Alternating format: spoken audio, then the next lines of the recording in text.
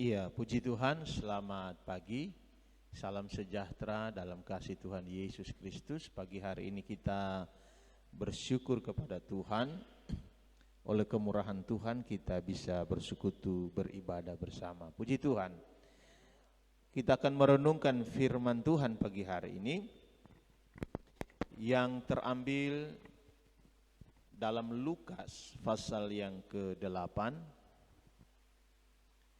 Ya, saya minta saudari Baby baca ayat ini. Lukas pasal yang ke-8. Kita baca ayat satu perikop ini, ayat 40 sampai ayat yang ke-48 saja, ya. Lukas pasal 8 ayatnya yang ke-40. Lembaga Alkitab Indonesia memberikan judul Yesus membangkitkan anak Yairus dan menyembuhkan seorang perempuan yang sakit pendarahan. Ketika Yesus kembali, orang banyak menyambut dia sebab mereka semua menanti-nantikan dia. Datanglah seorang yang bernama Yairus, ia adalah kepala rumah ibadat. Sambil tersungkur di depan kaki Yesus, ia memohon kepadanya supaya Yesus datang ke rumahnya. Karena anaknya perempuan yang satu-satunya yang berumur kira-kira 12 tahun hampir mati. Dalam perjalanan ke situ, Yesus didesak-desak orang banyak. Adalah seorang perempuan yang sudah 12 tahun menderita pendarahan dan yang tidak berhasil disembuhkan oleh siapapun. Ia maju mendekati Yesus dari belakang dan menjamah jubahnya, dan seketika itu juga berhentilah pendarahannya. Lalu kata Yesus, "Siapa yang menjamah aku?" Dan karena tidak ada yang mengakuinya, berkatalah Petrus, "Guru, orang banyak mengerumuni dan mendesak engkau." Tetapi Yesus berkata, "Ada seorang yang menjamah aku, sebab aku merasa ada kuasa keluar dari diriku." Ketika perempuan itu melihat bahwa perbuatannya itu ketahuan, ia datang dengan gemetar, tersungkur di depannya dan menceritakan kepada orang banyak apa sebabnya ia menjamah dia dan bahwa ia seketika itu juga menjadi sembuh. Maka katanya kepada perempuan itu, "Hai anakku, imanmu telah menyelamatkan engkau, pergilah dengan selamat." Iya, puji Tuhan. Nah, saya mengambil dalam perikop ini mengenai peristiwa seorang wanita yang 12 tahun itu mengalami sakit pendarahan. Nah, di sini kita akan belajar mengenai bagaimana hidup ya sebagai anak-anak Tuhan itu hidup beriman. Ya. Kita tahu bahwa kita manusia sebenarnya punya naluri yang tidak bisa kita pungkiri. Salah satunya yaitu kita sering memberikan sebuah penilaian, ya, memberikan sebuah penilaian atau mengukur sesuatu. Nah, cenderung kita manusia, saudara, dalam hal menilai sesuatu itu biasanya ya namanya kita manusia hidup secara jasmani. Kita menilai sesuatu itu biasanya dari ukuran bentuknya, ya volumenya. Kalau bentuknya seperti ini, oh ini lebih baik dari yang ini. Ya, kalau lihat bentuk yang baru, kemudian ada yang lebih bagus bentuknya, kita memberikan penilaian, oh ini yang bagus, ini yang baik dari yang ini. Atau bisa saja dari segi volume, banyak atau sedikit. Rata-rata kita menilai sesuatu itu mungkin kalau hal yang banyak, oh ini baik, banyak.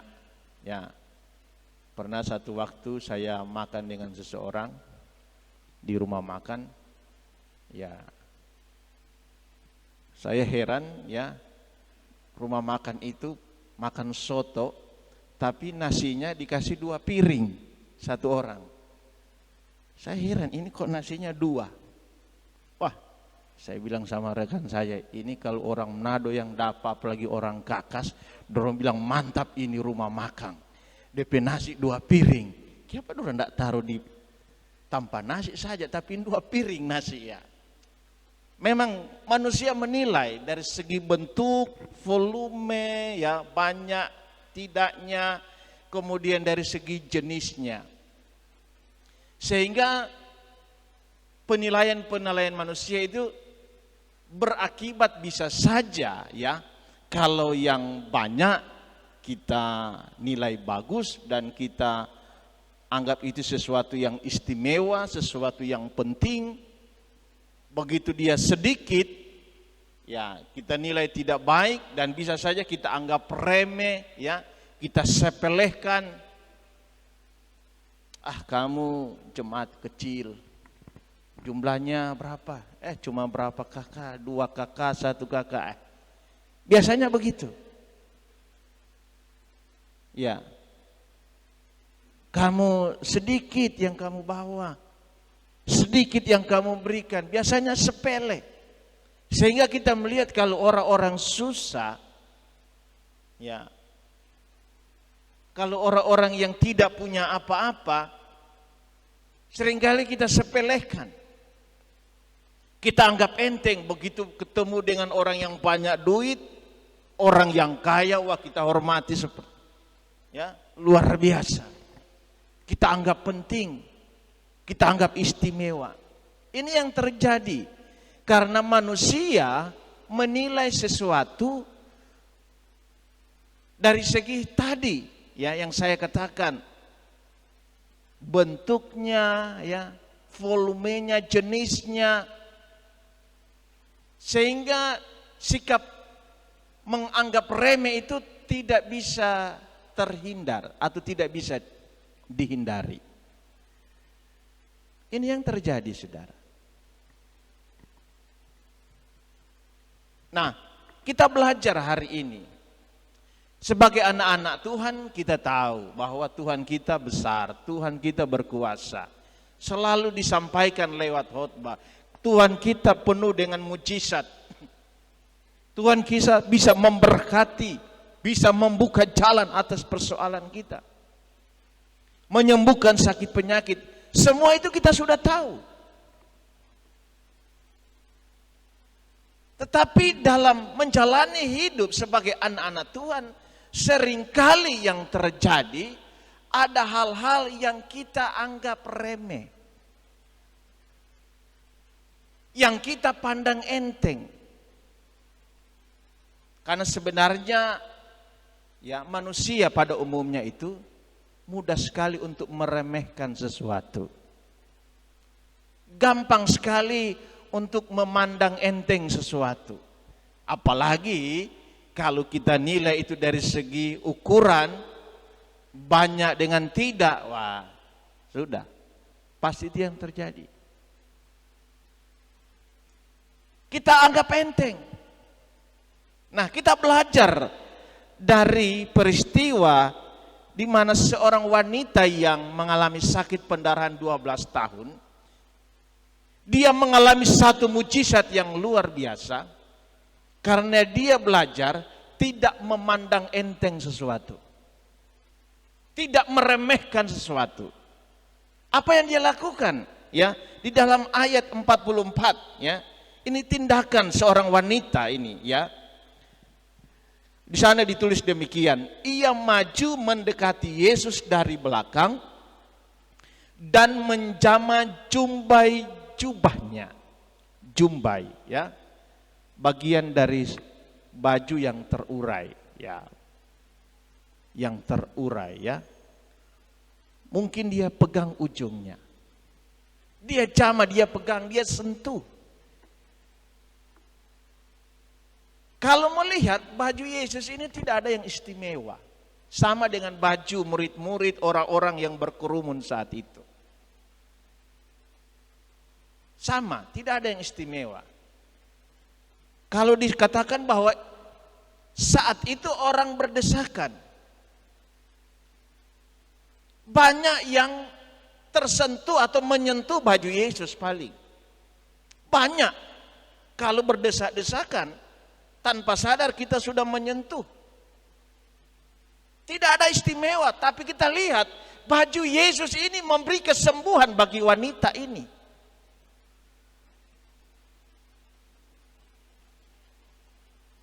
Kenapa bisa demikian?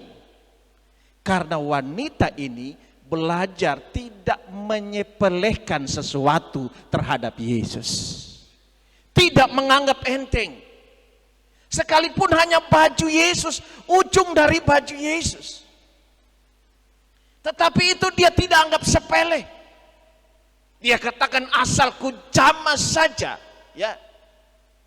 Ujung jubah atau jumbai dari jubah Yesus, aku sembuh. Dia tidak menganggap remeh menyentuh jubah Yesus. Kalau bilang orang menyentuh ya, touch, ya, sentuh. Itu banyak yang menyentuh jubah Yesus. Tapi dari sekian banyak orang menganggap remeh. Menganggap enteng dengan jubah Yesus. Mereka mungkin mau mendapatkan kesembuhan dari Yesus. Kalau mereka berhadapan langsung Yesus, kemudian Yesus tumpang tangan dan berkata, sembuhlah penyakitmu. Tapi wanita itu tidak mengalami perhatian yang istimewa dari Yesus. Bahkan Yesus sendiri pun kaget. Siapa yang menjamah aku? Karena ada kuasa yang keluar dari tubuhku. Dan wanita ini sadar, dia orang bukan siapa-siapa, ya. Tidak layak mendapatkan perhatian dari Yesus.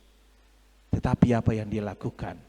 Dia belajar tidak menyepelekan sesuatu terhadap Yesus. Dia belajar melihat sekalipun itu jubah yang tidak berarti, tetapi dia melihat itu sesuatu yang serius, sesuatu yang penting, sesuatu yang tidak bisa ditinggalkan.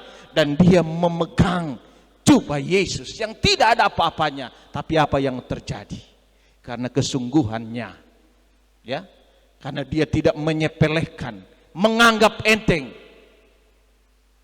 Dari jubah Yesus dia mengalami satu kesembuhan yang luar biasa. Nah, ini kita belajar, saudara. Ada peristiwa lain lagi, ya. Kita lihat di dalam Markus pasal yang ke-14. Coba saudari Baby baca Markus pasal yang ke-14. Kita baca mulai ayat yang ketiga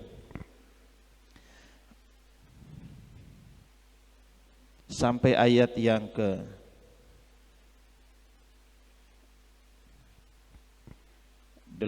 ya.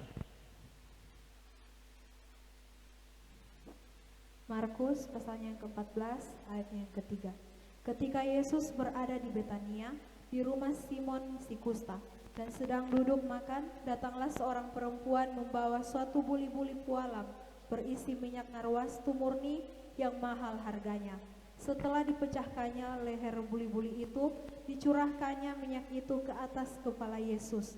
Ada orang yang menjadi gusar dan berkata seorang kepada yang lain, untuk apa pemborosan minyak narwastu ini? Sebab minyak ini dapat dijual 300 dinar lebih dan uangnya dapat diberikan kepada orang-orang miskin. Lalu mereka memarahi perempuan itu. Tetapi Yesus berkata, biarkanlah dia. Mengapa kamu menyusahkan dia? Ia telah melakukan suatu perbuatan yang baik padaku, karena orang-orang miskin selalu ada padamu dan kamu dapat menolong mereka. Bila mana kamu menghendakinya, tetapi aku tidak akan selalu bersama-sama kamu.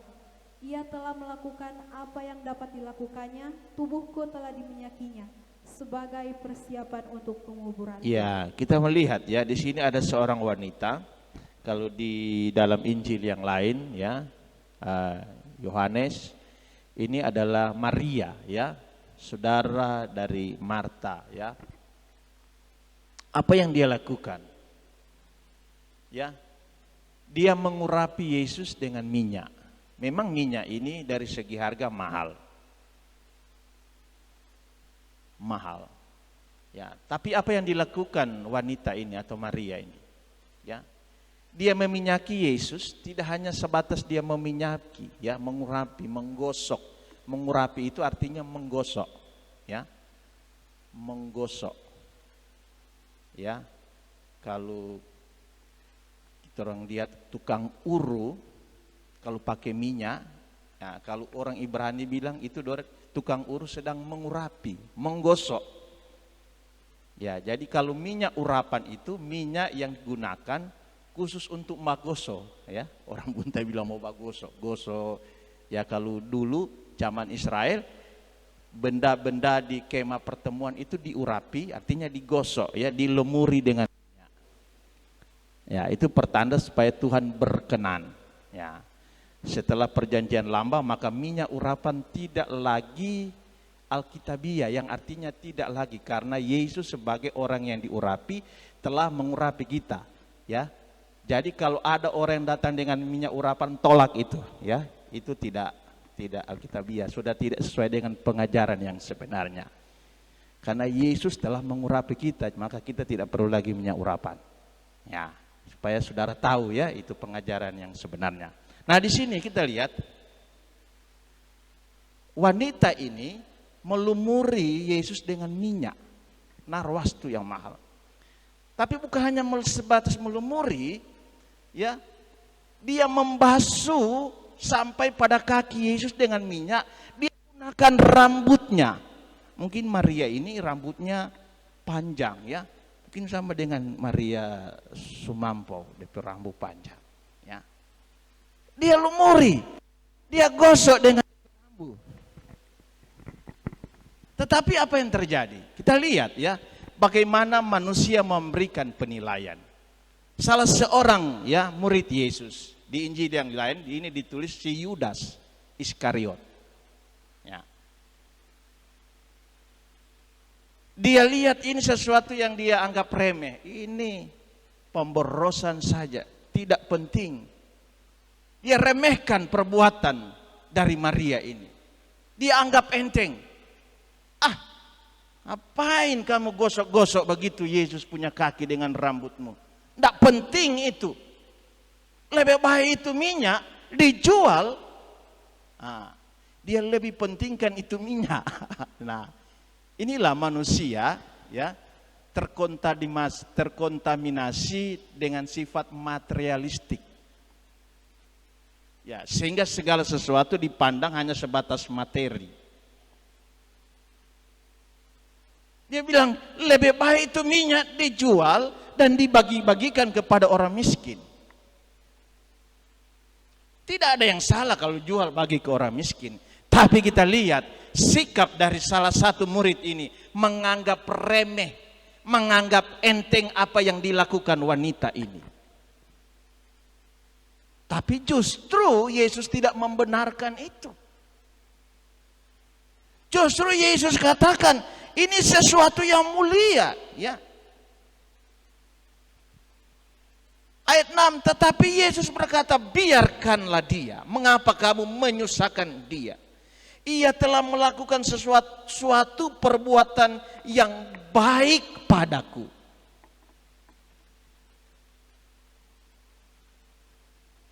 Yang artinya bagi Maria sekalipun hanya membasuh kaki Yesus dengan minyak menggunakan rambut, bagi orang lain ini sesuatu hal yang sepele, bahkan bisa diremehkan, tidak penting, tidak berarti.